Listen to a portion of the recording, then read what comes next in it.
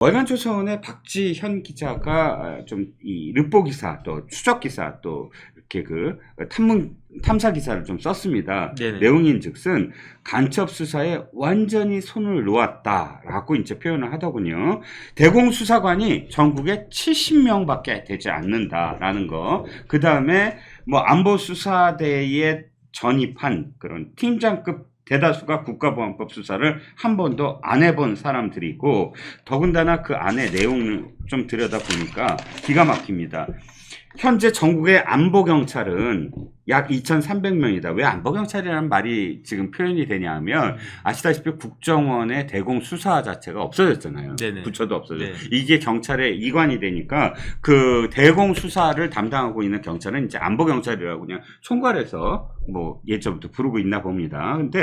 근데 이 중에서 2,300명 중에 수사 인력은 30%에 불과하고, 나머지는 다 행정 지원 아니면 북한 이탈 주민 신변 보호 인력이라고 합니다. 그러니까 지방청 중에 서울청과 경기 남부청을 제외한 대부분의 안보수사대 인력은 20명 이하이고, 새로 뽑은 인력 70%가 수사 경험이 전무하다.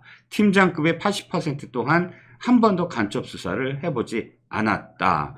여기에 이제 국정원 쪽 얘기도 좀 들어갔는데, 네네. 국정원이 이제 함께 하잖아요. 함께 하기는 예를 들어서 뭐 협조를 한다거나 하면서 네네. 파견 근무도 하면서. 그런데 이게 자신들이 주도하고 처음부터 이 수사의 어떤 맥을 이렇게 주도하지 못하다 보니까 결정적으로 어떤 도움이 되지 않는 시스템 자체가 제대로 굴러가지 않는 그런 상황이다라는 걸 이 기사가 지금 아주 긴, 그러니까 다 취재를 하고 그 안에 있는 사람들 인터뷰를 통해서 이렇게 기사화했습니다. 네네. 그 국정원이요. 네네. 파트가 3개가 있었어요. 그렇죠. 그게 뭐냐면은 국내 파트, 네. 그 다음에 해외 파트, 네. 그 다음 대북 파트.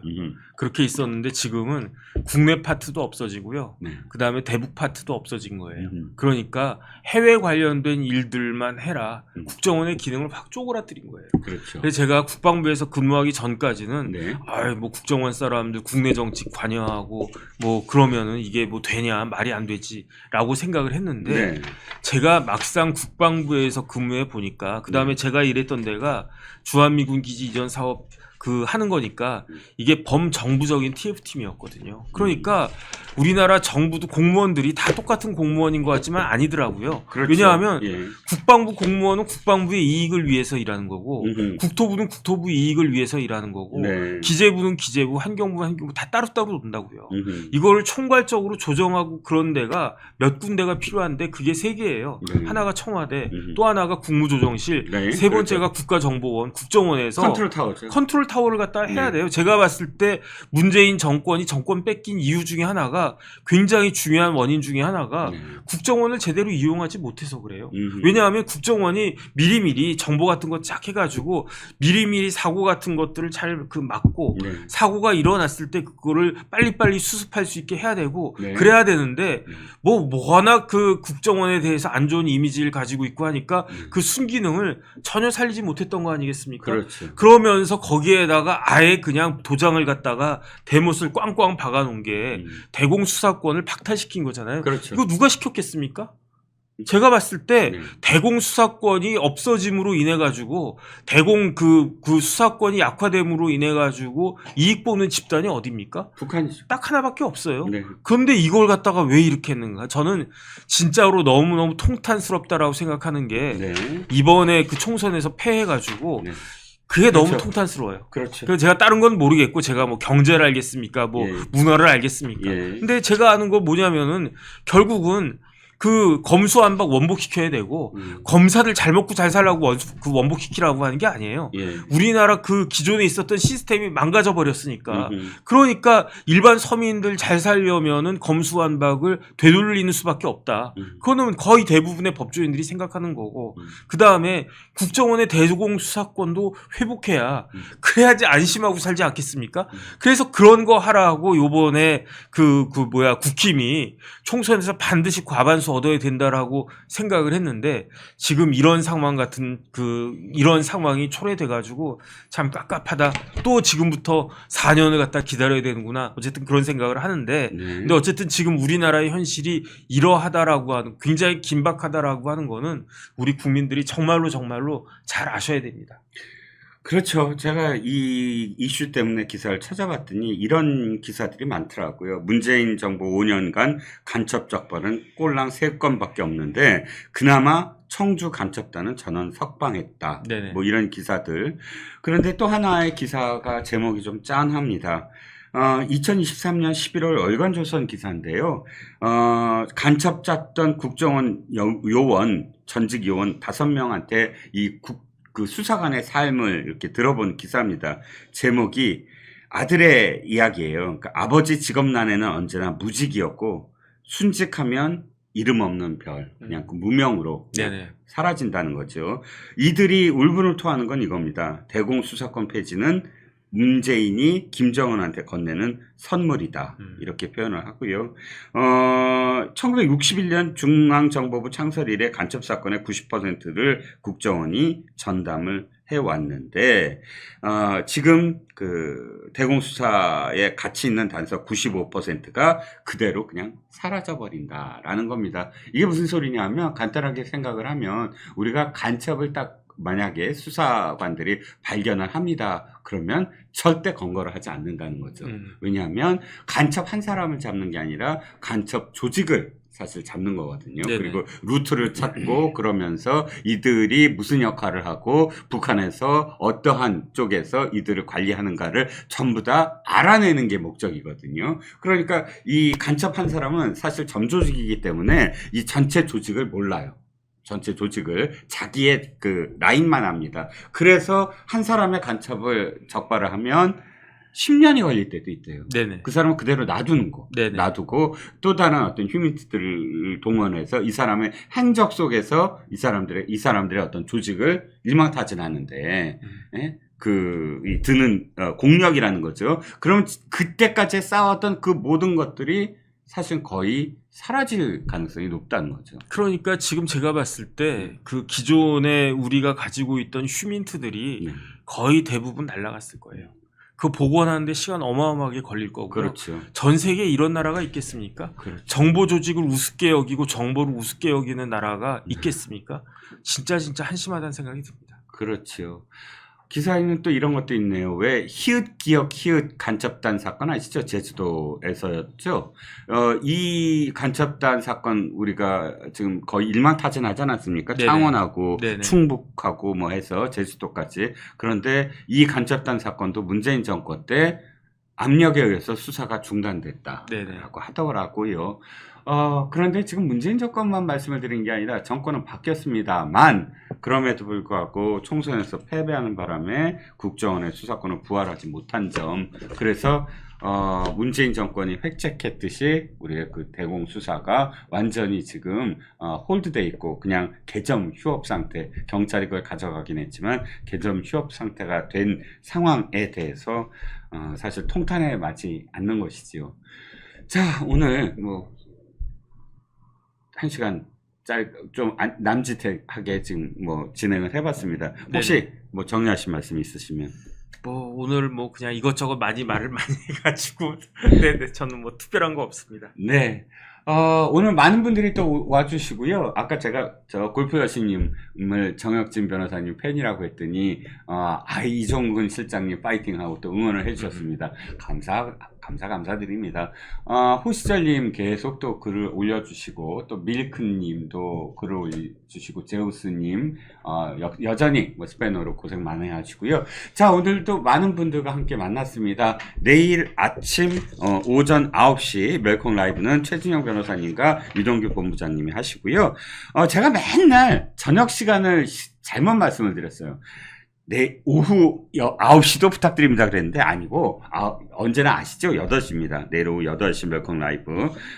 저와 정준 변호사님이 네네. 함께 하시는 네네. 죠? 예, 화요일입니다. 내일 정법전과 이종훈이 함께 하겠습니다. 자, 끝나기 전에 환신 골드 한 말씀 드리려고요. 건강기능식품으로서 우리 멜컴 라이브를 후원해 주시는 애국기업이죠. 이번에 2+1 특별 이벤트를 한다고 합니다. 그러니까 면역력이 필요하신 분, 그 다음에 기억력이 감퇴되신 분, 전립선의 기능이 저하되신 분, 이런 분들이 아주 좋다고 합니다. 그러니까 이번에 2+1 이벤트를 참여하셔서 애국기업 환신골드가 만든 사비로 만든 책이 있습니다. 건국 대통령 이승만 1, 2권 한지를 선물로 드린다고 하니까 이번 기회에 놓치지 마시고 010 부부들들의 하나하나 사한으로 들어오셔서 이벤트에 참여하시기 바랍니다. 자, 오늘 월요일이죠. 월요일 2024년 7월 15일 월요일에 들려드린 정법전과 이종근의 멸콩 라이브 여기서 문을 닫겠습니다. 들어와 주신 분들 감사합니다. 네, 고생하셨습니다. 고맙습니다. 네. 이재명 큰일 났다. 재판 지연 전략 실패. 네. 야, 이게 대북 송금 사건과 관련해 가지고 이게 수원지방법원에 검찰이 재판에 넘기니까 이재명이 어떻게든 재판을 늦춰보려고 그것을 대법원에다가 재판을 넣으면서 이거 우리 서울중앙지방법원에서 재판을 받도록 해달라 신청을 했는데 어제 한 방에 기각해버렸다고요? 네. 야, 이게 어떻게 된 겁니까 이게? 이거는 뭐 기각이 당연한 거고요. 사실상 뭐냐면 게다가 중앙지법에다가 대장동 재판에다 병합시켜달라고 요청했거든요. 그러니까 예를 들어서 대장동 재판 병합이 아니라 중앙지검으로 좀 옮겨달라 요청한 것도 아니라 병합시켜달라고 요청한 거예요. 그 대장동 재판이 지금 뭐를 하고 있냐면 대장동만 하고 있는 게 아니라 대장동 하죠, 위례 신도시 하죠, 성남 FC 하죠, 그 다음에 그 백현동 합니다. 네네. 그러니까 이게 한 건만 하더라도 굉장히 큰 사건이고요. 그렇죠. 예. 지금 이 네 사건 중에서 위례 신도시도 아직 안 끝났습니다. 아이고야. 이 세 사건은 아예 건드리지도 못했어요. 그런 상황에서 이거를 갖다가 또 얹어달라. 요거는 뭐냐면 재판하지 말라는 이야기죠. 그렇죠. 예. 예, 실질적으로. 근데 그 뭐 판사님들이 바보들이 아니잖아요. 예, 그러니까 뭐 충분히 그 수일기를 안 거고, 예, 그래서 이 재판 지연 안 돼 해가지고 이제 바로 이제 조치를 하신 거라고 보는데 이거는 뭐에 대한 신호탄이냐고 보면은 뭐냐면은요. 지금 이제 자기들이 그때 심어놓은 이제 좌파판 대법관들 이제 이런 거 믿고 조금 했던 것 같은데. 그렇네.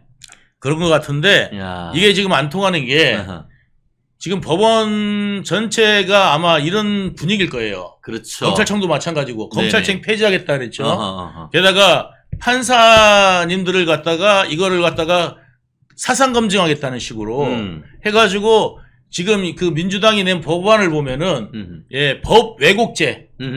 법 왜곡죄. 예. 어떻게 해야 법 왜곡죄가 성립이 됩니까? 이게. 네네. 그러니까 지금 뭐 위헌적 요소들을, 그러니까 말하자면 상권 분립을 해치는 이런 어떤 그 법원을 이걸 견제하는, 그러니까 뭐 견제가 아니라 이거는 이제 말하자면 법원을 갖다가 예전에 민주적으로 통제하겠다. 그러니까 민주당이 통제하겠다. 그렇지. 민주당이 통제하겠다. 예, 민주적으로라는 게 아니라 민주당이 통제하겠다. 그러니까 이런 어떤 법안을 지금 내고 있잖아요. 그렇죠. 이게 사실 다 이제 위헌 다 심판하면은 전부 다 이거 없어질 법안들인데 이제 이런 것들을 내니까 예, 법원이나 이런 쪽에서도 이제 정확하게 예, 보시는 것 같아요. 그렇습니다. 지금 어떤 서울에 우리가 항상 그러잖아요. 외우기 쉽게 두 문자를 따서 대백성이라고 하지 않습니까? 대장동 사건, 백현동 사건, 성남 FC 사건, 네. 이 사건 거기에 더불어서 이제 위례 사건까지 다 해서 결국 저수지 만들어서 후룩 해가지고 먹으려고 했다가 지금 배탈난 건데 그 사건 하나하나가 굉장히 어떻게 보면 사이즈가 큽니다. 그래서 지금 얘기하신 것처럼 이 시간적 순서를 보면은 위례 신도시 개발해서 해본 거 보니까 이거 괜찮네 하면서 이제 대장동을 했던 그런 네. 사건이잖아요. 네. 그래서 시간적 순서에 따라 공소 사실이 이제 그 적시돼 있으니까 위례 신도시에서 어떤 식으로 배임 행령을 했는지에 대한 재판이 진행되고 그거에 따라서 그 사건이 끝나면 이제 대장동, 그 다음에 백현동, 그 과정에서 성남 FC 이런 사건들이 줄줄이 이제 재판이 진행되고 있는데 거기다가 혹을 하나 덧붙여 달라라고 이 대법원에다가 이걸 요청을 했는데 대법원에 이런 요청을 하면 어떤 문제가 있냐면은 그런 재판 절차가 진행이 정지가 돼요. 그래서 대법원에서 빨리 그 결정을 안 하면은 수원지방법원에 있는 이재명에 대한 쌍방울 대북 송금 사건이 진행이 안 된다고. 네. 그거를 노려가지고 했는데 대법원이 이건 아니엇이다. 네. 라고 하면서 야, 이건 이거, 저건 저거 라고 하면서 기각해서 이제 조만간 그 이재명이 수원에 가서 수원지방법원이 옛날에는 수원에 있었는데 지금은 광교에 있잖아요. 광교 호수공원 뷰가 끝내줍니다.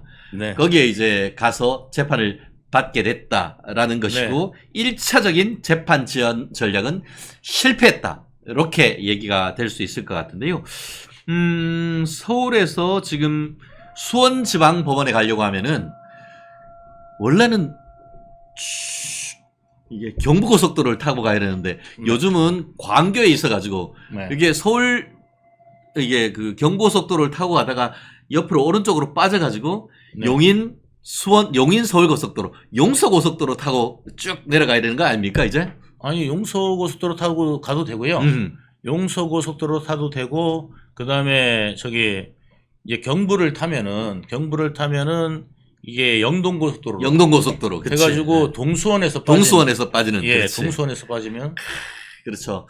이게 경부고속도로로 해서 영동고속도로를 탈 것인가? 예. 아니면은 경부고속도로 타고 가다가 용인 서울고속도로, 용서고속도로 타고 갈 것인가? 이거 아마 일부 언론에서 이 첫 재판 가는 날 한번 따라가면서 실황 중계하는 거 아닙니까 이거? 그게 문제가 아니고 그게 문제가 아니에요. 뭐 고속도로 지가 어딜 타고 가든 그게 무슨 문제가 있겠어요. 네네. 이제는 뭐냐면 수원구치소로 가냐? 아, 그렇지. 아니면 서울구치소로 가느냐? 역시 맥을 짚으시네. 예. 이제는 뭐냐면 이게 그 1심 나와서 법정 구속되잖아요. 지금 저기 이화영이 법정 구속됐지 않습니까? 그렇지. 여기 주범이거든요, 이재명이. 그렇죠. 예. 그러니까 이화영이 9년 6개월 나왔으면 여기는 이제 10몇 년 나온단 그렇죠. 말이죠. 예. 그러면은 예를 들어서 여기 법정 구속이 되면 예. 여태까지 이재명이 죄질이 나빠요. 그렇죠. 뭐냐면 위증교사 뭐 이런 이제 재판도 받고 있기 때문에 그다음에 그래서 이게 재판도 안 나오고 그렇죠. 안 나왔죠. 얼마 전에 또 안 나왔지. 또 안 나오고 그다음에 그냥 지멋대로 가버리고 이제 이런 어떤 이제 상황들이 연출되기 때문에 법정 구속될 가능성이 높습니다. 그래서 아하. 1심 끝나면 법정 구속되면은 네. 왜냐면 이게 법 앞에 만인이 평등해야 되잖아요. 네네, 그럼요. 예. 뭐 여당 대표라고 해갖고 봐주고 이러면은 야당 대표라고 해서 봐주고 네. 이러면은 되겠습니까? 옛날에 박근혜 대통령은 헌법 84조에 의해가지고 외란이나 내환 아니면은 원래 그 형사 사건이 다 멈춰지잖아요. 그렇죠. 예. 그런데도 불구하고 그 미르재단 관련된 게 내란이나 외환도 아닌데 그렇죠. 이것 때문에 뭐냐면 탄핵됐단 말이죠. 그렇죠. 법정 구속까지 했어요. 재판 선고하기도 전에. 선거도 하기 전에 구속까지 재판할 됐어요. 때 구속까지 대통령을 시켰다고. 구속까지 시켜놨는데 이 인간들이 말이야. 이거는 야당인데 야당을 갖다가 야당 대표라고 해갖고 뭐 구속을 안 시킨다? 이건 말이 안 되거든요. 그렇죠. 그래서 이게 이제 구속되면은 거기서 구속되면은 어디로 가냐면 수원구치소로 갑니다. 아. 예. 거의 고생 좀 할 거예요. 수원구치소가 이게 시설이 별로 안 좋습니다. 네. 그리고 이제 서울구치소로 가면은 조금 낫죠. 그게 얘기하신 것처럼 서울지방법원에서 형사 재판을 해서 법정 구속이 되면은 의왕 쪽에 있는 서울구치소, 말은 서울구치소인데 의왕에 있습니다. 의왕에 있습니다. 의왕에 있고 네. 수원지방법원에서 구속이 되면은 거기 동수원 그 인터체인지에서 조금 나가면은 거기에 뭐가 있냐면은 수원 월드컵 경기장이 있는데 그 바로 옆에 그냥 봐가지고는 이게 구치소인지도 몰라. 네.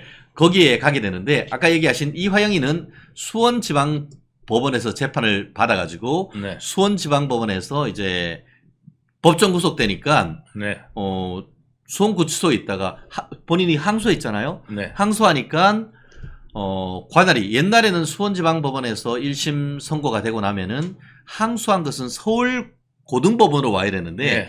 한 5, 6년 전에 수원 고등법원이 만들어졌어요. 네, 네. 그러니까 수원지방법원에서 항소한 사건 자체는 수원 고등법원으로 가서 판결을 받는데 네. 그렇게 됐을 경우에는 수원구치소가 좁잖아요. 네. 아파트 같이 이렇게 높다고. 네. 그렇다 보니까 뭐 운동장이 아주 큰 것도 아니고. 네. 그래서 이게 가면은 시설 자체는 아파트 같이 해서 좀 편한 것 같지만 네. 오히려 거기에서 이제 뭐 각종 활동이. 활동을 하는데 네. 굉장히 제한되는 네. 그런 상황 속에서 안양에 있는 안양구치소로 옮겼잖아요. 네. 그러니까 이화영이가 나를 왜 안양구치소로 옮겼냐 뭐 그런 소리를 하더라고요. 안양구치소는 정말 오래돼가지고요. 진짜 오래됐어요. 그거. 예, 그거 정말 오래돼갖고요. 안양구치소에 있다가 서울구치소도 정말 서울구치소 오래됐어요. 네, 맞아요. 오래돼가지고 정말 오래됐는데 서울구치소를 호텔이라고 평가하잖아요. 그러니까 안양구치소 가면 정말 죽습니다. 그거 진짜. 그러니까 이제 왜 나를 오래된 안양구치소로 보냈냐고 그걸 가지고 이게 이화영 탄압이고 이재명 탄압이다 뭐 그런 식으로 얘기하는데 원래 범죄인들은 수원구치소에서 네, 맞아요. 수원지방법원에서 1심 선고가 되고 항소를 하면은 행정 절차에 따라 안양구치소로 이감시키는 게 원래 그 규정이라고요. 예. 예. 그걸 특별히 그 사람한테 불리한 게 아니고 예. 그게 자기가 항소 안 했으면은 그냥 깜빡으로 그냥 교도소로 가는 건데 항소했으니까 안양구치소로 이감한 것 뿐이잖아요. 그러니까 얘들은 뭐냐면 특별 대우를 안 해주면 야, 그렇구나. 그러니까 특별 대우를 해달라. 어허. 특별 대우를 안 해주면은 뭐냐면은 뭐 표적이니 뭐니. 표적이니. 예, 그 다음에 자기를 부당한 대우했다는 이 얘기하는 거죠. 그러니까 특별 대우를 항상 받고 싶어 하는 거예요. 그러니까 야, 참 그 머릿속에 뭐가 들어있나 몰라.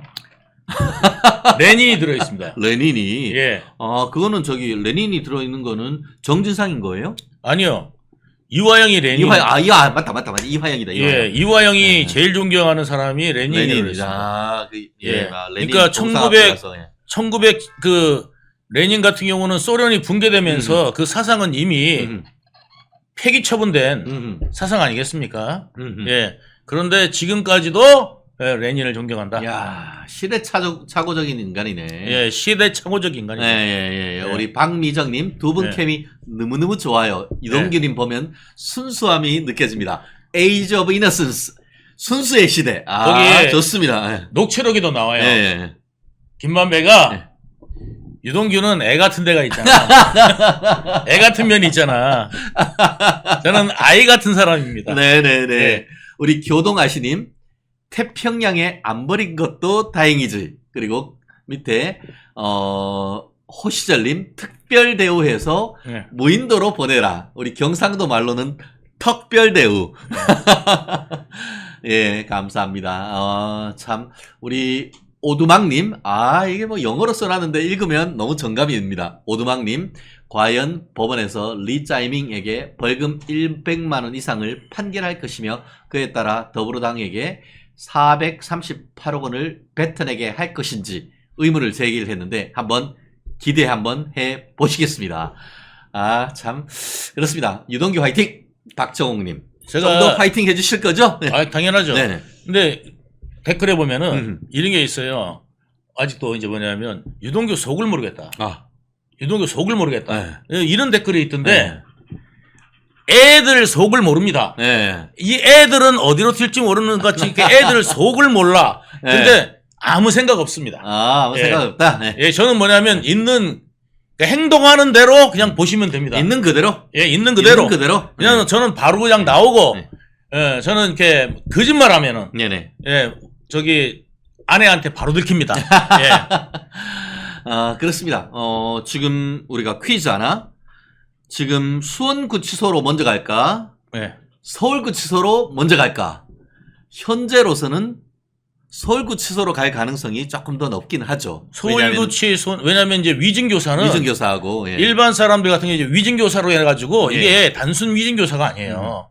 그러니까 뭐냐면 그냥 단순 위증교사 같은 게 아니라 이거는 뭐냐면 전 재판에 엄청난 혜택을 받은 그렇죠. 사건이거든요. 그렇죠. 예. 그러니까 말하자면 전 재판에서 이게 위증교사로 입증되면은 경기도지사가 날아가고 원래 날아갔었어야 되는 건데 그러니까 그걸 날아갔었어야 위증해가지고 되고 무죄가 나온 거 아닙니까? 예, 무죄가 나온 거예요. 그다가 그냥 단순히 날아가는 게 문제가 아니라 이재명이 정말 싫어했던 뭐냐면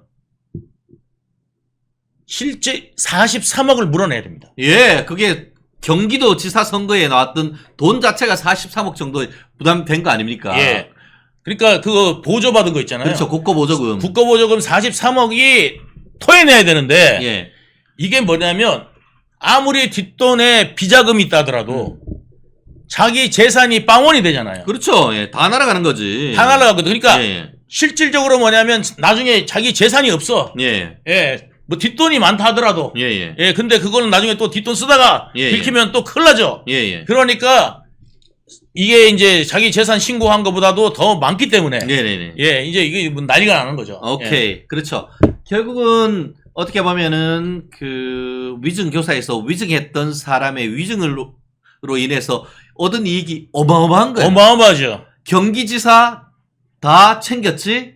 그리고 본인이 유죄가 나왔으면은 대선 개뿔. 지난번에 경기지사에서 보조금, 선거 국고 보조금 다 자기 재산으로 토해냈어야 돼. 그래서 빈털터리가 됐어야 되는데 그 위증으로 인해서 결국 이런저런 관계가 돼서 무죄가 나옴으로써 받은 혜택이 엄청나단 말이에요. 근데 그 피해를 누가 보느냐?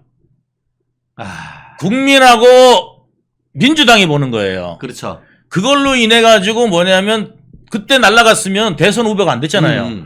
근데 민주당 대선 후보가 되는 바람에 네. 민주당에서 434억을 또 더 이상 더 토내야 되는 거예요. 그러니까 원래 이재명이 한 43억을 토해야 되는데 그렇지. 이제는 민주당이 434억을 토해내는 게 생겼어요, 지금. 예.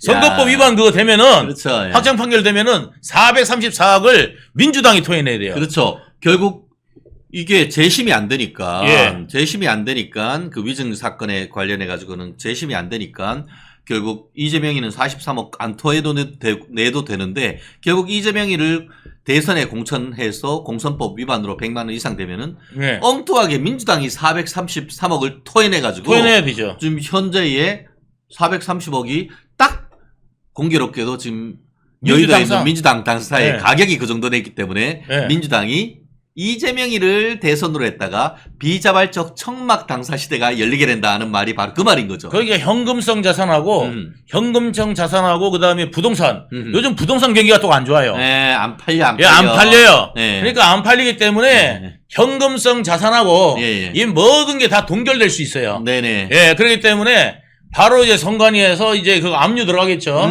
이제 채권 확보해야 되니까. 그러니까 이제 통장 확보될 거고, 그 다음에 동산 확보될 거고, 부동산 확보될 거고. 오케이. 그러니까 동산, 부동산 전부 다 이제 확보가 되면은 오케이. 이제 거지 되는 거죠. 그렇지. 천막을 칠 돈도 없을 수 있어요. 네. 예. 우리 경상도 말로 거지를 뭐라고 하는지 아시죠?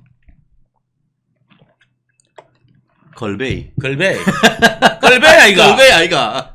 니 걸베이가. 네 걸베이가. 야, 오늘 우리 마이크가 성능이 너무 좋다는 글이 예. 많네요. 예. 특히 우리 유본부장님이나 저나 예. 비교적 성량이 좀 풍부하고 울림이 좀 있는 이른바 이 목욕탕 목소리여서 예. 이 소리가 쩌렁쩌렁 울려서 오히려 예. 볼륨을 줄였다라고 하는데 우리 쩌렁쩌렁하게 우리 이재명이 귀를 확 그냥 다 확 사로잡을 그를 어떤 컨텐츠로 한번 팍팍 한번 채워보겠습니다. 지금부터 잘 들리시죠? 그래요. 알겠습니다. 그린나르님, 집값은 오르는데 매매는 안 되는군요. 아, 참 안타깝습니다. 우리 나라가 정상화되고 경기가 참 잘 또 회복이 돼가지고 국민 삶과 어떤 민생이 참 좋아지는, 특히 그것을 통해 가지고 자유우파가 승리하고 대한민국이 더 발전할 수 있는 그런 방송이 되도록 저희도 열심히 또 해보겠습니다. 야, 참 우리 왕해치님, 오, 해치인데 왕해치래. 진짜 순수한 유동규님께서 이렇게 어떻게 저런 사악한 인간 밑에서 일을 하셨는지 정말 이해가 안 되는군요. 저 이야기를 많이 하시는데요. 예. 제 이야기를 많이 하시는데 제가 말씀을 드리면은 저는 민주당을 가입한 적이 없어요. 민주당에 맞다. 아. 예, 저는 민주당을 그 입당한 적이 없습니다. 한 번도. 그리고 이제 뭐냐면 그 민주당이 좋아서가 아니라 이재명이 자기가 보수라고 그랬어요. 저한테도 보수라고 맞아요, 그랬어요. 맞아. 그래서 저기 어디냐. 예. 그 자기가 일베 회원이라고도 했잖아요. 예. 그래서 보수라고 그래서 예.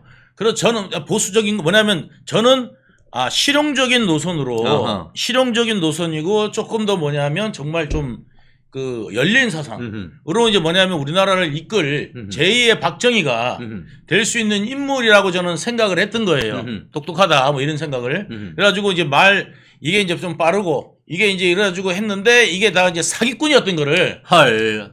제가 깨달은 몰랐던 거지. 거지. 그동안 그러니까 왜 예. 이동규가 예. 저런 이재명이 밑에서 있냐 했는데 이재명이 실체를 몰랐고 한마디로 이재명이한테 쏘갔다는 거예요. 쏘갔다기보다도 뭐냐면은 쏘갔다 맞는 건데 그렇죠, 예. 이제 맞는 표현이지만 이제 뭐냐면 제가 이거는 뭐냐면 이재명이 문제가 아니라 내가 바보였어요.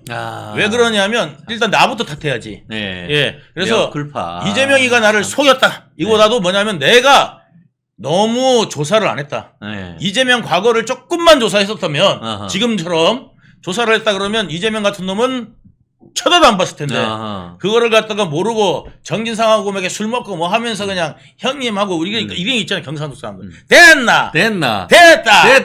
오늘부터 그냥 간다. 네, 해 그러면 마이가. 이게 이제 이게 문제라요. 네. 이게 문제. 그래서 그렇죠. 그러면 또 앞도 뒤도 안 봐. 네. 그냥 탁 간다고. 그렇죠. 그것 때문에 제가 이런 상황에 된 겁니다. 예.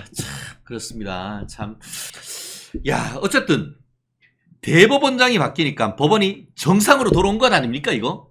뭐 당연히 이제 정상으로 돌아왔어야죠. 예. 이게 정상 국가가 돼야 됩니다. 그렇죠. 예. 그러니까 상권 분립이 제대로 작동하는 국가가 정상 국가 아니겠습니까? 그렇죠. 예. 예. 상권 분립이 제대로 작동하지 않는 국가가 독재 국가입니다. 맞습니다. 예. 네네.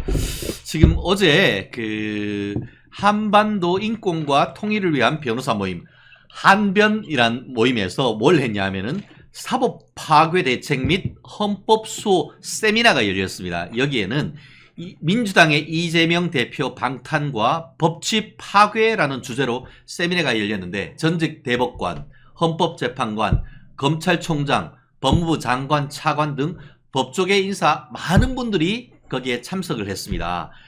거기에서 그 한상대 전 검찰총장이 뭐라고 얘기를 하셨냐 하면은 요즘 상황은 거의 해방 이후 내란 수준이라고 본다. 맞습니다. 라고 얘기를 하면서 이재명과 그를 추종하는 무리들은 법치를 부정하는 극단으로 치닫고 있다.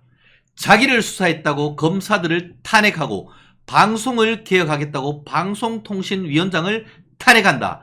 이것이 바로 법치 훼손이자 헌법 파괴가 아닌가라고 일갈했어요. 어떻게 생각하십니까? 그러니까 옛날에 뭐냐면 이제 그 연산군이 네네.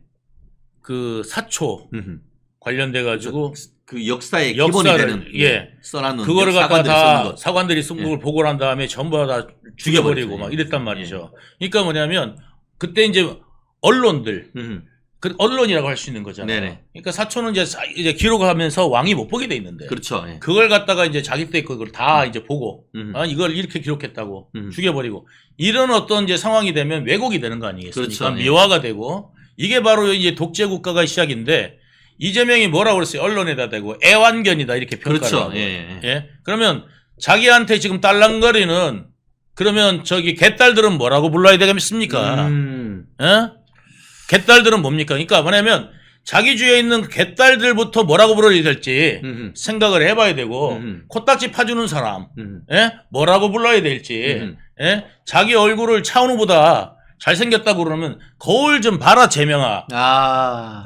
너를 차은우보다 잘생겼다 그러면 그 사람이 도대체 뭐냐 이거야. 그러니까 이제 뭐냐면 그런 걸 생각해야 돼요.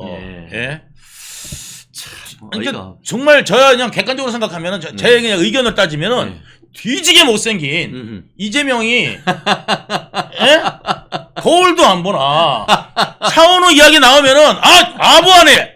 정상적이면 이렇게 해야 되는데 내가 차은우보다 잘생겼나 이렇게 생각하면은 이거는 이게 또라이죠. 이게 나르시스트도 그런 나르시스트가 없고 예. 지가 일제 최고급 샴푸 쓰고 예. 이게 에르메스 최고급 화장품 쓰면 지가 차은우 되는 줄 알아. 예. 아니 근데 뒤에서 코딱지 파주고 코딱지 파줘. 맞아. 이거 어떻게 코딱지를 파줘? 코딱지를 이렇게 파줘요. 네. 그리고 동갑자리가 아버지라 그러고 90도로 인사하고 야 그리고 뭐 하나 되려고 그러면 아부 한번 떨어야 돼. 네. 예, 그래야 뭐 자리 하나 생기고 그렇죠. 이런 당이 역사일에 있었습니까? 그렇습니다. 그러면서 어제 문성우 전 법무부 차관이 뭐라고 얘기를 했냐면은 이게 검찰 출신 정치인에 대해서 순서를 했는데요. 검찰 출신 정치인들이 앞장서서 이게 민주당 검찰 출신 정치인들이 앞장서서 검사 탄핵과 검찰청 폐지를 주동하고 있다.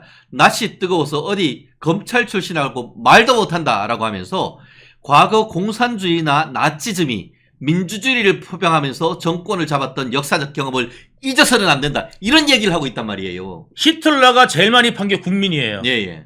국민의 뜻대로 한다. 그래서 폭스바겐 만든 거 아닙니까? 예. 국민차 이런 거. 예. 그러니까 국민 뜻대로 하고 국민의 의해서 내가 이거 한다. 예. 이거 이야기한 게 말하자면 제가 옛날부터 얘기했어요. 이재명이 표방하는 게 뭐냐면 히틀러다. 예. 이재명이 벤치마킹한 게 히틀러고 그다음에 누구냐면 마키아벨리다. 네네. 제가 누누이 말씀드렸는데 다 드러나고 있지 않습니까? 자기 스스로가 입증하고 있습니다. 그러니까 여러분들 아직까지도 개딸 아닌다면은 제정신을 좀 차려야 된다. 뭐냐면 민주당도 뭐냐면은 이재명을 이제는 제대로 봐라. 이겁니다. 그래서 제대로 봐야 됩니다. 예. 이 사람은 아닌 거예요. 예. 우리나라 정치사에 이렇게 많은 범죄를 저지르고 그다음에 재판을 받고 이게 재판을 받는 게 여러분들 잘 생각하세요. 아무나 재판 받는 게 아닙니다. 이게 예를 들어서 검찰 독재라고 그러는데 이 기소라든지 그다음에 영장이라든지 이런 것들을 법원에서 내줄 때는요. 이번에 그거 저기 최상병 관련돼 갖고요. 네네. 지금 어디서 수사하고 있냐면 공수처에서 수사잖아요. 예. 공수처에서 통신기록 영장을 냈는데 네. 전부 다 기각당했습니다. 아이고야. 전부 기각당했습니다. 이런. 그러니까 법원에서 이거 영장 제출하잖아요. 영장 제출할 때 목적이 뚜렷해야 됩니다. 그런데 의혹이 가니까 한번 보겠다. 이걸로 영장이 안 나온다는 그럼요. 거죠. 소명을 해야 되는 거지. 범죄 사실에 예. 대한. 범죄 사실 소명이 안 되면 영장이 안 나오는데 소명이 된 부분이 있기 때문에 영장을 내주는 거예요, 판사들이. 그렇죠. 예. 그러니까 판사님들도 판단하는 거지. 검찰만 내가 이놈을 죽여버려야 하고 싶어 했는데 범죄가 없으면 어떻게 죽입니까? 여러분, 검찰 막 가잖아요. 까시는 분들 왜 까냐면은, 깔 수 있냐면 범죄가 없으니까. 검찰 니들이 나하고 그렇지. 무슨 상관인데? 예. 이러면은 막 이야기 할 수 있어요. 예. 그렇습니다. 참, 어제 또, 우리나라 최고의 또, 로스쿨 중에 하나인 예. 고려대학교의 장영수 헌법교수님이 뭐라고 하셨냐면은, 민주당이 이재명 수사한 검사 3명, 돈봉투 사건 수사한 검사 1명 등을 한꺼번에 탄핵소추 발의를 했다. 이재명에 대한 수사를 표적 수사다라고 맨날 비난하더니 거꾸로 표적 탄핵한 것이 아니냐 이렇게 직격탄을 날렸단 말이에요. 표적 탄핵한 거죠. 표적 탄핵이지 이게. 그게 지금 민주당에서 이번 7월 달에 입법하겠다고 하는 게 검찰청 폐지하고요. 검찰청을 폐지하겠답니다. 아예. 야. 예, 그리고 폐지하겠다는 거. 그 다음에 두 번째가 뭐냐면 거기 그리고 그 내용을 보면은요. 예. 이거는 완전히 그 권력 있는 국회의원들은 아무도 건드리지 마예요. 예. 그러니까 감옥 갈 사람은 앞으로 뭐냐면 힘없는 국민들 개돼지나 가라. 국민들이 개돼지로 보는 거죠. 그렇죠. 예. 그래서 개돼지들이나 가고 이 용어들이나 내용들을 보면은 실질적으로 뭐냐면 정치인들은 건드리지 마예요. 예. 예. 정치인들은 건드리지 마. 언젠가는 복수할 수 있어. 언제? 누구한테? 검사도, 사법부도. 딱 그 내용으로 지금, 예. 지금 저기 7월달에 입법을 준비하고 있는 겁니다. 예. 참 그래요. 참 이게 참 어이가 없는 게 결국은 지금 해가지고 이재명의 방탄용 표적 탄핵 이거 반드시 막아야 되는 거 아닙니까 이거? 방탄용 이게 탄핵 하잖아요. 예. 제가 예전에부터 뭐냐면 이번 그 국회의원 선거 끝나면 어떻게 될 거 아니냐 그래갖고 내가 끝나자마자 탄핵 정국이 될 거다 이야기했어요. 왜 그러냐면 이재명 성격을 너무 잘하니까. 예. 이재명은 무조건 탄핵하려고 탄핵을 준비하기 위한 공천을 했어요. 네네. 그 탄핵을 준비하기 위한 공천이라는 게 뭐냐면 범죄자 공천도 같이 했습니다. 그 다음에 NL 좌파들 공천을 같이 했습니다. 그러니까 뭐냐면 NL 좌파들 중에서도 특히 뭐냐면은 한총련 출신들이 족보가 없잖아요. 한총련 애들이. 실질적으로 한 게 없어요. 아하. 그러니까 예를 들어서 NL이라는 애들은 뭐냐면 원래 민주화를 외치는 애들이 아니라 공산화를 외치는 애들인데 그 NL 전체가. 근데 이 애들이 뭐냐면 하다못해 전대협은 거짓말을 할 수가 있어. 뭐 민주화를 했다. 그런데 90년대 나온 한총련은 민주화를 했다는 말도 할 수가 없어요. 아하. 그러니까 뭐 해먹을 게 없잖아요. 그래가지고 뒷방에서 맨날 눈치나 보고 있던 애들을 갖다가 끌어들인 게 누구냐면 이재명입니다. 리자이밍이에요. 그 애들이 뭐를 하냐면 지금 이제 국정원에 수사권도 없애겠다. 다 없애버렸잖아요 벌써. 예. 이제 조사권도 없앤대. 조사권까지 없애겠다는 거예요. 수사권에 이어서 조사권까지 없애. 그러면 국정원이 존재할 필요가 없다는 거예요. 그럼 국정원이 안 존재하는 나라 지금 정보 시대인데. 그렇지. 전 세계가 정보에 지금 막 혈안이 돼 있는데 우리나라만 눈 감고 있자.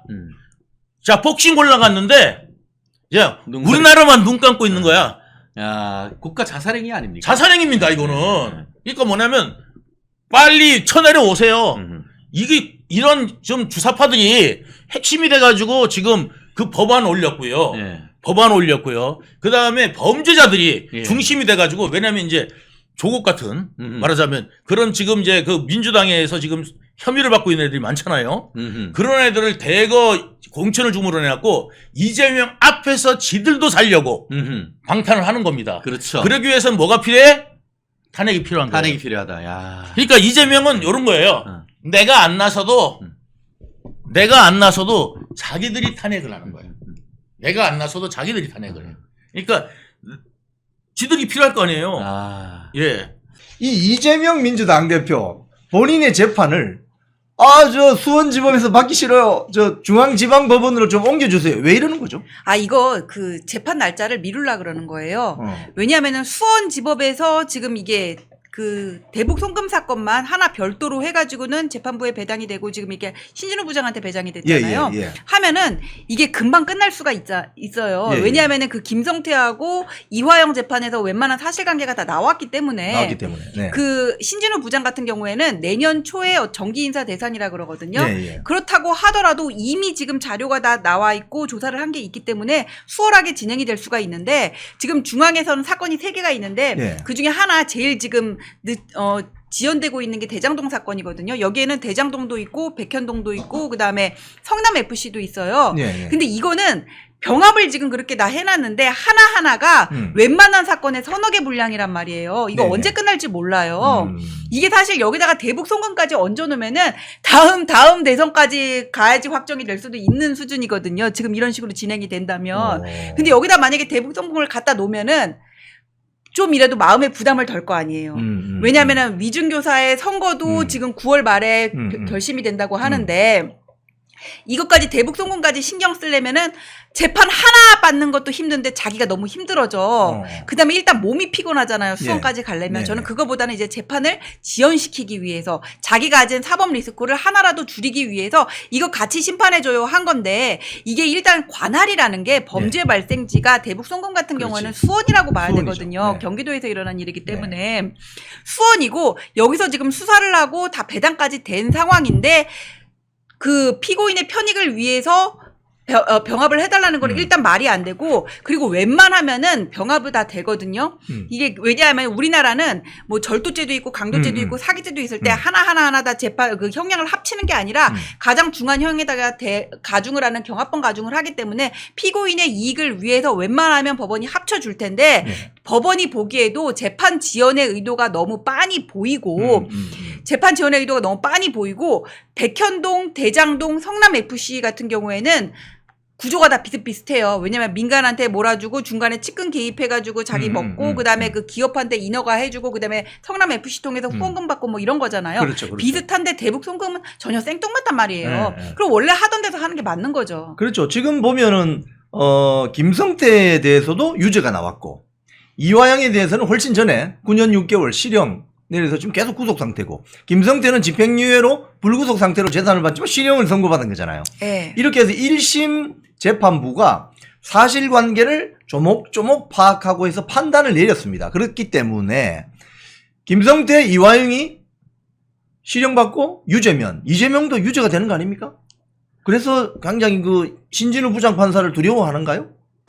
왜냐하면은 뭐 그럴 수 있겠죠. 그럴 가능성이 많기 때문에 그죠? 이미 그렇게 나왔기 때문에. 근데 이거는 신진호 부장이 아니라 누가 판단을 하더라도 저는 크지 않을 거라고 보여져요. 뭐 그 결과가 번복될 가능성 같은 경우에는.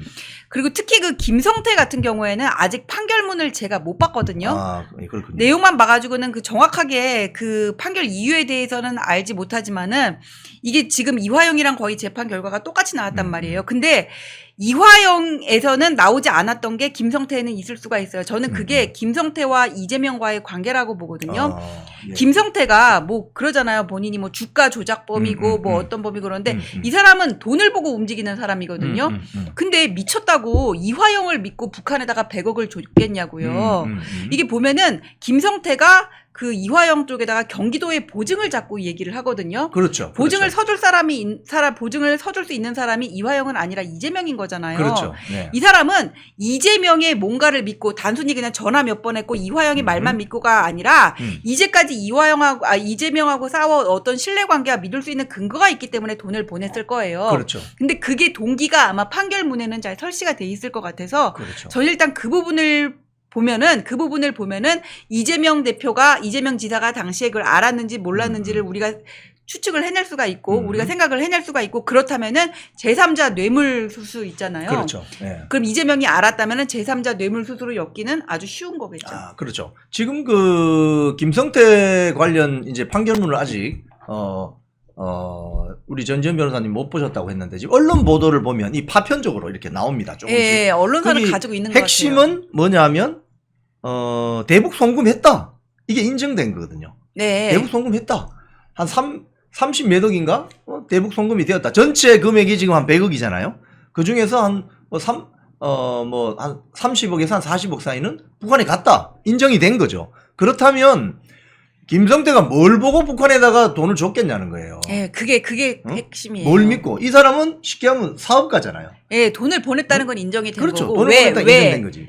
그래서 왜 보냈냐 이거지. 그래 경기도가 담보해 준 거 아니냐 이거 아닙니까 결국은. 그렇다면 도지사가 모르고 어떻게 그걸 하냐고요. 이화영이 뭐 제2인자도 아니고 경기도의 1인자는 이재명이잖아요. 당시. 그렇기 때문에 이재명이 몰랐을 리가 없다. 이렇게 되면 이재명 당시 도지사는 책임을 져야 되는 거죠. 네. 그래서 재판부 뭐 기피나 이런 것들이 벌어지는데 지금 사실 이재명 사건뿐만이 아닙니다, 여러분. 지금 종북 주사파들에 대한 재판들이 무려 6개인가 7개인가 지금 위반 사건 6건이죠. 6건 중에 뭐 제주 간첩단 사건, 희역 뭐 아세요? 창원 뭐 또 뭐 간첩단 사건 뭐 많습니다. 충북 뭐 동지의 사건 뭐 이런 것들이 있는데 저도 이제 법률 전문가는 아니기 때문에 사실 오늘 전지현 변호사님께 많이 물어보고 싶습니다. 지금 보니까 증거 조사를 동의하지 않는다 해서 재판장에서 퇴장해도 됩니까? 이게 사실 옛날에 판례가 있었는데 네.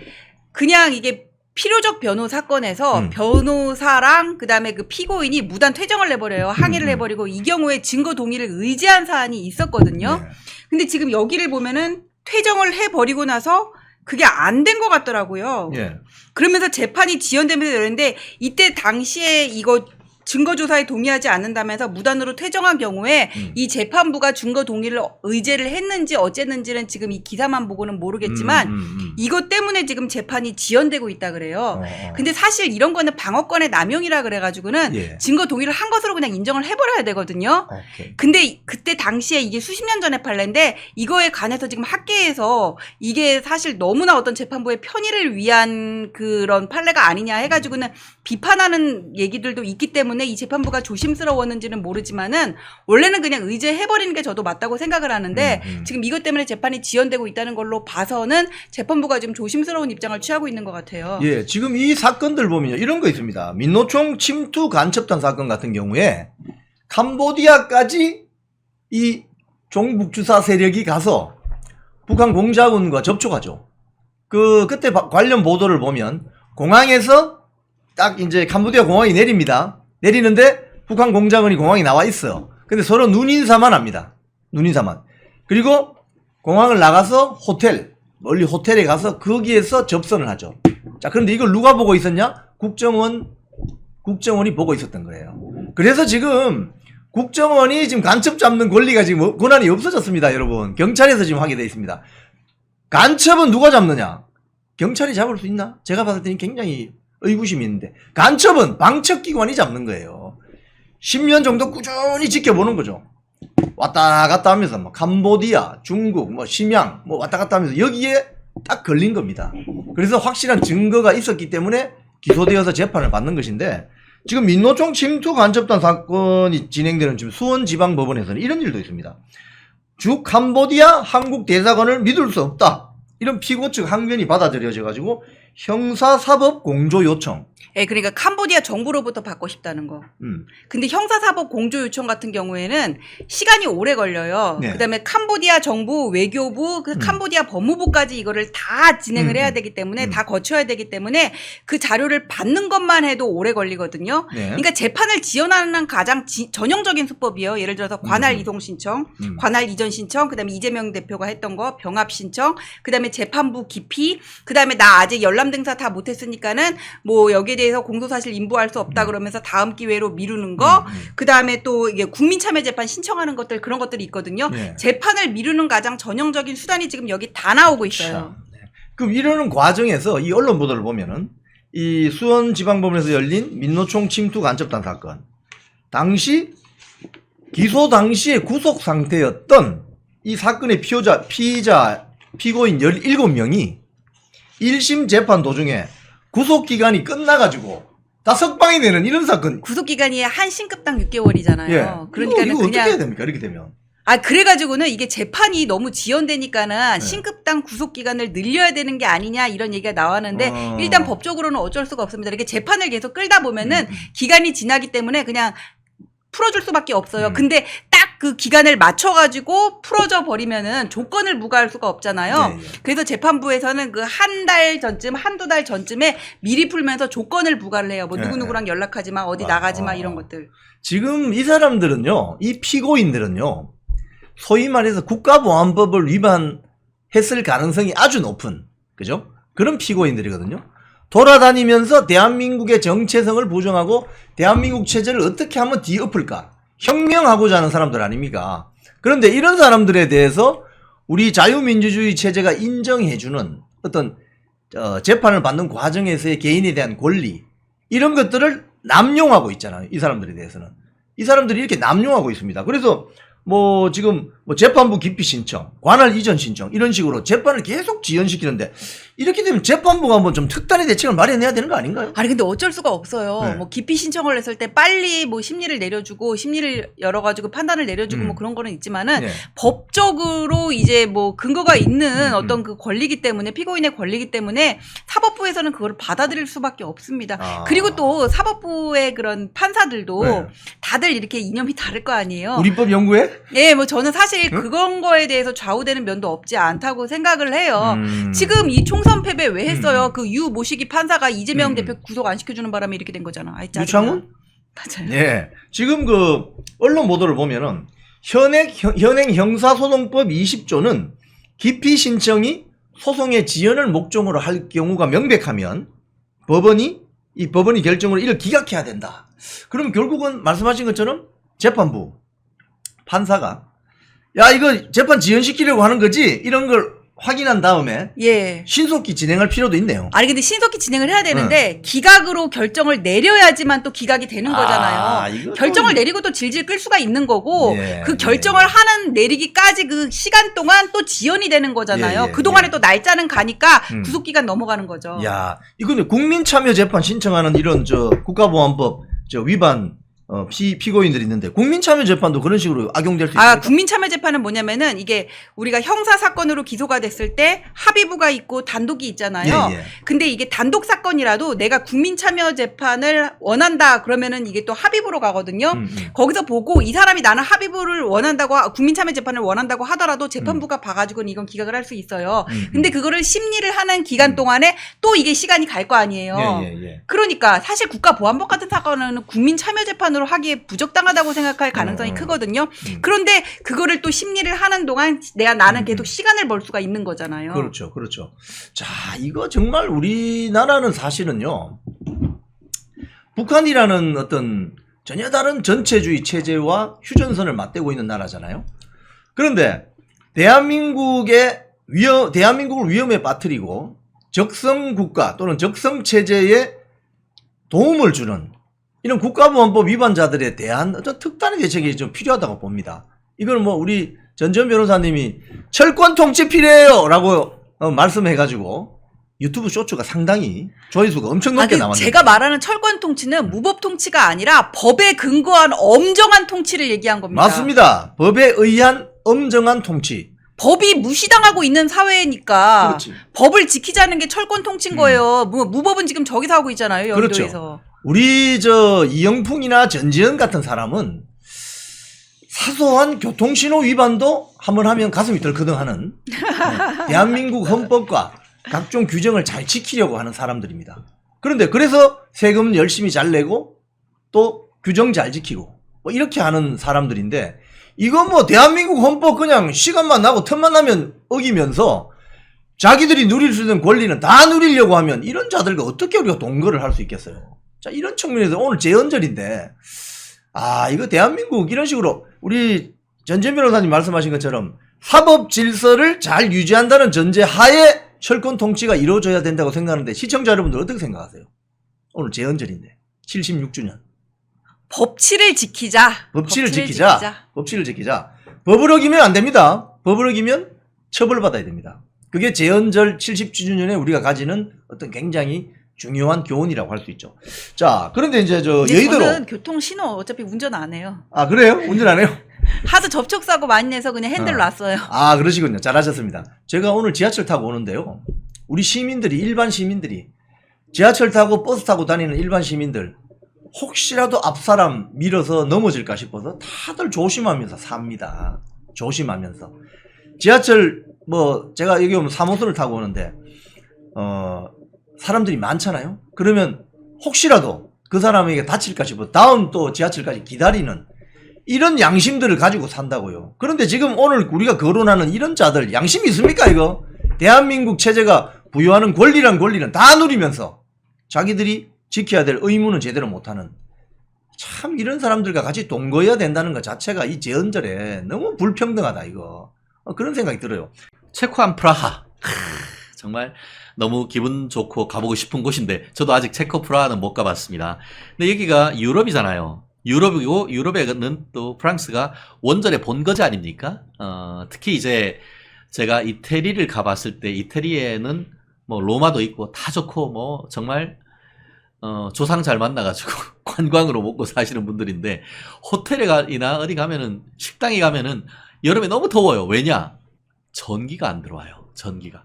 이태리 같은 경우에는 그쪽이 어떻게 보면은 지중해 연안으로 해가지고 지진대가 있어가지고 원전을 하고 싶어도 못해요.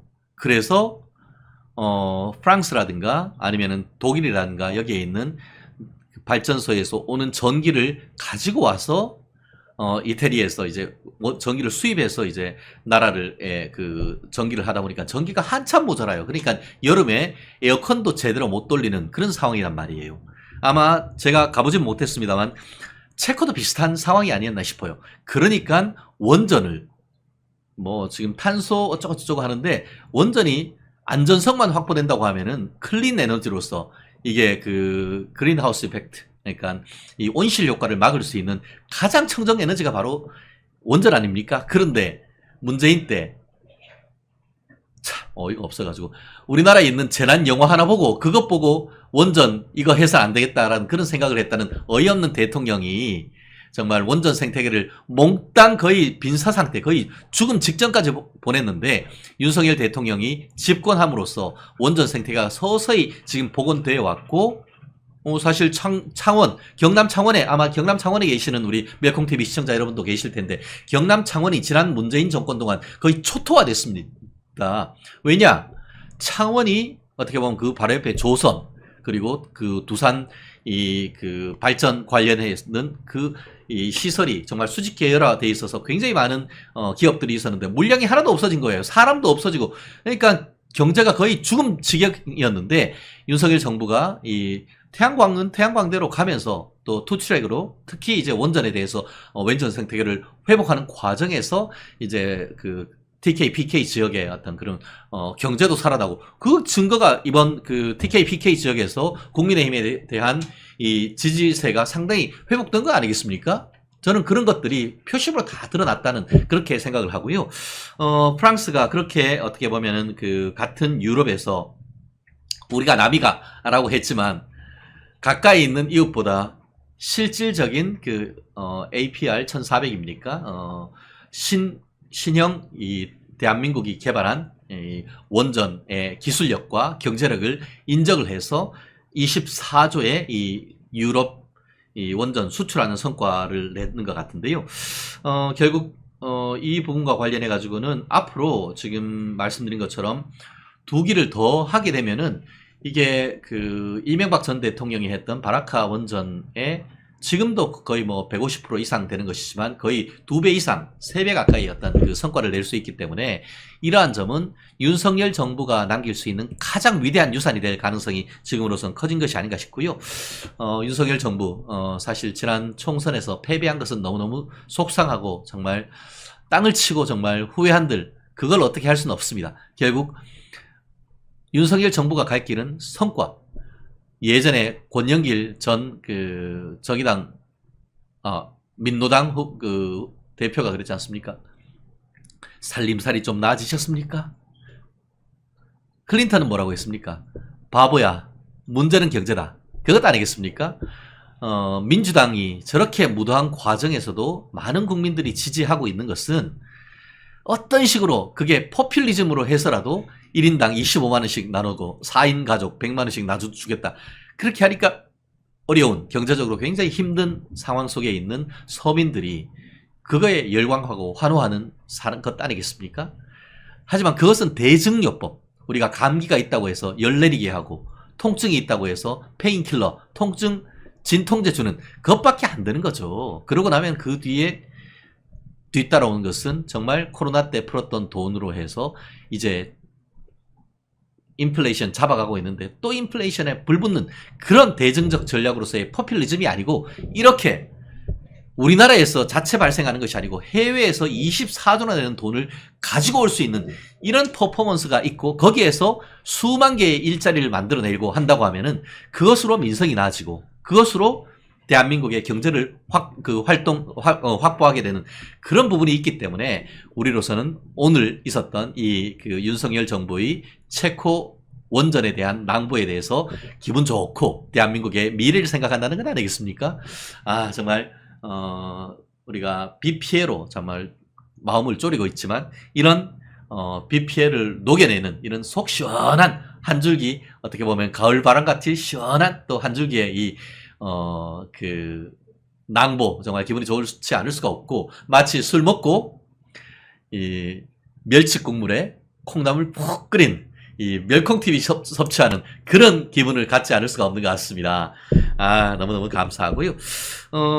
아까 이게 당대표 선거와 관련해 가지고 어제 뭐 다른 어떤 이슈도 압도해버린 것이 한동훈 후보가 나경원 후보에 대해서 그 당시에 본인이 이제 법무장관 때에 공소 취소 요청을 했다라는 그 내용이 지금 모든 이슈를 잡아먹는 이 선거 막판의 변수가 된 것 같습니다. 저 또한 왜 이런 한동훈 후보가 그 얘기를 했는지에 대해서는 상당 부분 좀 아쉬움이 없지 않습니다. 특히 제가 알기로는 그 맥락이 나경원 후보가 한동훈 후보에 대해서 법무장관 때 뭐 열심히 했다고 하지만 이재명을 구속시키지도 못하고 별 성과를 내지 못했는 것이 아닌가란 어떤 비판적 질문에 어떻게 보면 상당히 좀 발끈하면서 제가 법무장관 때에 본인이 사건과 관련해 가지고 공소 취소를 청탁하듯 했는 것이 아니냐라는 얘기를 한 그런 맥락인 것 같은데요. 아무리 그렇다 저도 원희룡 후보님이나 나경원 후보님 또 한동훈 후보님 저도 개인적으로 친분도 있고 다 좋습니다만 그런 부분에 있어서는 참 상당히 좀 아쉽다라는 말씀을 드리지 않을 수가 없는 것 같습니다.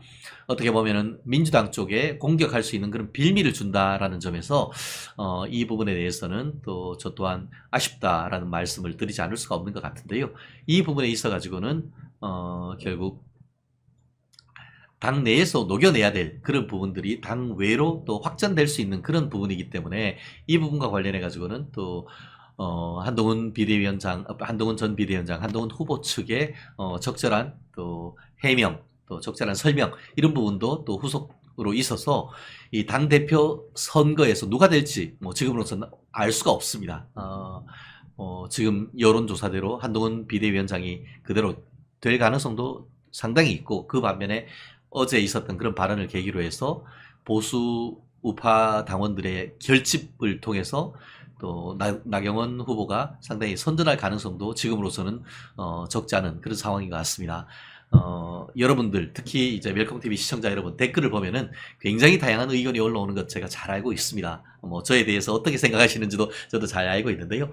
어쨌든 그가 누군가가 됐건 선거 과정에서는 치열하게 다투지만 선거가 끝나고 나서는 어쨌든 대의명분 하에 큰 우리 빅텐트 하에 하나로 뭉칠 수 있는 하나된 원팀 코리아. 원팀 코리아가 프랑스도 물리치고 우리가 체코 원전을 우리가 따내고 바라카 원전을 따내듯이 원팀 국민의힘, 원팀 대한민국을 만들어가지고 우리 대한민국 자유우파의 승리를 만들어 가야 되는 것이 아닌가 그런 생각 가지지 않을 수가 없는 것 같습니다.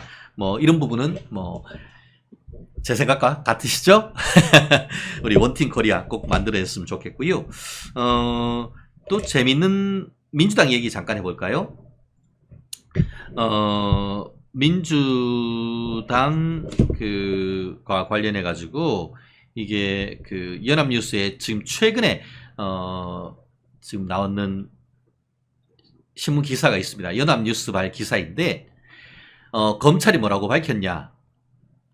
김만배가 이재명 캠프서 연락을 해서 그분 아니라고 정리해라고 지시했다라는 증거를 검찰이 확보했다는 겁니다. 지금 대선 있기 3일 전 신앙림이라고 있는 전 민노련 위원장이 뉴스타파라는 언론에 마치 대장동 사건의 몸통이 윤석열 후보인 것처럼 호도하는 내용의 언론 보도를 하고 그 소스를 6개월 전 이 김만배와 인터뷰를 한 다음에 싹둑싹둑 자르고 그 당시에 이제 부산저축은행과 관련해서 이제 사건을 무마하면서 커피 타주고 사건을 무마한 검사가 다른 검사임에도 불구하고 그게 명백함에도 불구하고 싹둑싹둑 잘라서 그것이 마치 윤석열 정부가 그런 식으로 만나서 커피 타주고 사건을 무마했는 것처럼 그렇게 인터뷰를 한 다음에 말씀드린 것처럼 지난 대선 있기 3일 전에 그와 같은 언론에 퍼뜨리고 다른 언론에서 그것을 인용 보도하기도 전에 이재명이 그것을 자기 소셜 미디어에 올리면서 이것 봐라 몸통이 대장동 몸통이 윤석열 아니냐라고 하고 이후에 국민들 전체 400만이 넘는 사람들한테 그 기사 내용을 퍼날랐던 이런 무도한 행위의 배경에 누가 있었느냐 이 부분에 대해서 선거 개입, 대선 조작, 후보가 배우가 누군지에 대해서 실체적 진실에 검찰이 한 발짝 한 발짝 나가고 있다는 것이 바로 오늘 지금 언론 보도가 이것 아니겠습니까? 그래서 지금 허위보도 의혹 공수장에 이 내용을 구도를 했고, 공산당 프레임도 김만배가 퍼뜨렸고라는 것들도 있었고, 이재명 캠프는 이 김만배가 유포한 허위 사실 해명을 근거로 적극 활용했다라는 지금 증거를 지금 찾았다는 것 아니겠습니까? 이것 외에도 이미 이재명이 같은 경우에는 지금 그 대선 과정에서 공직선거법 위반, 당선 목적 허위 사실 유포로 인해서 그 재판이 8월 달에 끝나서 빠르면 9월 내지 10월 달에 선고가 되는데, 그와 더불어서 이 사건을 어떻게 보면 총선에 조작하려고 했던 그 몸통이 누군지, 그 몸통의 실체에 지금 다가가는, 수사가 거의 지금 다 오고 있다라고 하는데요. 말씀드린 것처럼 그 검찰 같은 경우에는 화천대유 대주주 김만배가 지난 대선 국면에서 대장동 개발 비리를 덮기 위해 윤석열 수사 무마 프레임과 함께 이재명 공산당 프레임 투 트랙으로 전파했다라고 지금 판단을 했다라고 하는데요. 그러면서 이제 그 김만배가 남욱도 최초의 이제 대장동 사건의 사업 주체였죠. 제 후배 변호사이기도 합니다. 남욱이한테 뭐라고 했냐? 이재명 캠프에서 연락이 온다. 이른바 대장동 그분이 정체에 대한 인터뷰 번복을 해라 라고 종용했다라고 지금 했던 사실을 지금 검찰이 파악했다는 것이죠. 그러면서 이게 중앙지검 반부패 일부에서 김만배의 허위 사실 유포하게 되는 선거 조작, 그 공수장에 그와 같은 내용이 들어있다라는 것이 오늘 공수장 내용에 들어가 있는 것 같은데요. 결국 검찰이 말하는 공산당 프레임의 핵심은 뭐냐면은, 대장동 개발 비리 은폐하기 위해서 이재명 더불어민주당 후보는 오로지 성남시의 이익을 위해 민간업자들에게 돌아갈 이익을 뺏어간 사람이다. 그래서 남욱이하고 이제 뭐 사람들이 해서 자기들한테 이익을 가지고 가야 되는데 공익 환수를 하니까 이재명이가 공산당 아니냐. 한마디로 단군 이래 최대의 공익 환수 사업을 했는 것이 이재명이다. 이런 식으로 해서 이재명을 찬양하는 반면에 이 대장동 사건의 실체를 무마하고 은폐했는 것이 오히려 그 당시 대검 중수부, 11년 전 대검 중수부에 있었던 검사 윤석열이다. 이런 두 가지 프레임을 만들려고 대선 직전 3일 전에 허위 인터뷰를 빵 터뜨렸고, 그 배후에 민주당이 있을 가능성이 높다는 그 공수장이 지금 오늘 공개가 된 겁니다. 오늘 저녁까지 이 사안으로 아마 언론이 도배를 할 것 같은데요. 그래서 그런가요? 실제 그때 2021년 녹취록과 관련해가지고 보면은 이 천화동 1호 배당금 절반은 그분이다. 그거 아시죠? 그래서 대장동 그분이 누구냐? 우리 화요일의 남자 유동규 씨는 김만배하고는 계속 대장동 그분이 유동규다라고 하고 있고, 유동규 씨는 대장동 그분은 이재명이다라고 하고 있는 것 아닙니까? 대장동에 김만배가 유동규 보고 야야라고 하면서 이 새끼 죄송합니다. 이런 식으로 멸칭으로 부른 반면에 대장동 그분이 유동규였으면은 그 땡땡이라고 새 땡이라고 했을 거 아닙니까? 그런데 대장동 그분이라고 한 것은 자기보다 연배도 높고 자기보다 직급도 높다는 것을 강하게 미루어 짐작하게 하는 그런 것 아니겠습니까? 그 녹취가 나왔을 때에 김만배가 남욱이한테 전화해가지고 이재명 캠프에서도 연락이 계속 오니 그분이 이재명이 아니란 부분에 대해서 분명하게 정리해라라고 지시까지 했다는 거 아닙니까? 이재명이 큰일 났네? 민주당 큰일 났다. 이게 뭐 이 사안의 핵심인데요. 이재명이 뿐만 아니고 요런 지시를 어떻게 보면 김만배한테 계속 연락했던 민주당 인사가 누군지 아마 조만간 밝혀지지 않을까 싶습니다. 압수수색을 통해서 통신관계영장 충분히 다 확보했을 것이라 저는 강하게 추정합니다. 그래요. 결국 아까 얘기한 것처럼 그런 얘기를 김만배가 남욱이 하고 할 때 남욱이가 갑자기 미국으로 출국을 해가지고 MBC 기자 출신인 부인하고 미국 LA 한참 밑에 우리 천국과 같은 도시, 우리 큰 아쿠아리움도 있는 갑자기 샌디에고에 살다가 이런 전화를 받고 결국 얼마 있다가 귀국하면서 결국 귀국길 인터뷰에서 기존 발언을 뒤집고 그분은 이재명이 아니다라고 했던 건 아닙니까? 그분이 이재명이 아니다라고 말을 뒤집은 그 배후에는 김만배가 그분이 이재명이 아니라는 부분에 대해서 분명히 정리해달라라고 지시했기 때문에 했다라는 인과관계가 인정된다라는 점이죠. 그러면 이제 밝혀야 될 것은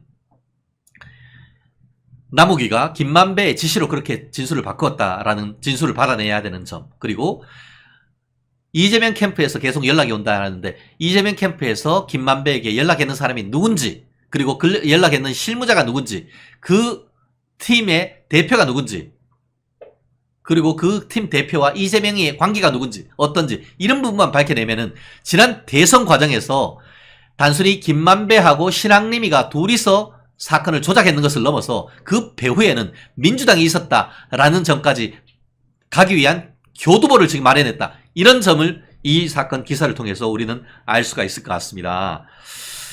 야, 이거 정말 어마어마합니다. 우리가 아마 댓글에서도 그런 얘기 있죠. 이런 댓글 없었으면은 70만 판표 차이가 아니고 700만 표 차이로 윤석열이 이겼을 것이다 라는 얘기 나오는 것이 바로 이것 아닙니까? 바로 직전에 이걸 터뜨려가지고 이재명이 대통령 만들고 지들 대장동에서 챙긴 수천억 챙기려고 했던 그 추악한 모습이 다 드러나는 것 아니겠습니까? 이제 심판의 날이, 불벼락의 날이 얼마 전 한 지역에 하루 종일 번개가 2,000번 이상 쳤다고 하는데 이재명과 김만배 위에 그와 같은 천국의 하늘에 불벼락이 내릴 날이 정말 얼마 남지 않은 것 같습니다. 아, 정말 열받네요. 열받지만 대신에 사필 규정, 일은 반드시 밝혀지고 그에 대한 심판은 반드시 있을 것이란 게 저와 우리 멸콩TV 시청자 여러분들의 믿음이다라고 생각을 하고 그날이 얼마 남지 않았다. 더불어서 제가 지난달부터 제가 계속 말씀드렸죠. 여러분들, Thanksgiving Day. 한국으로는 추석. 미국에서는 추수감사절. 아마 추수감사절 내지, 그러니까 빠르면은, 9월 말에 있는 추석. 조금 늦어도 미국의 추수감사절까지는 이재명이가 사법부의 엄중한 판단을 받을 가능성 지금으로선 매우 높다라는 말씀 드리고요.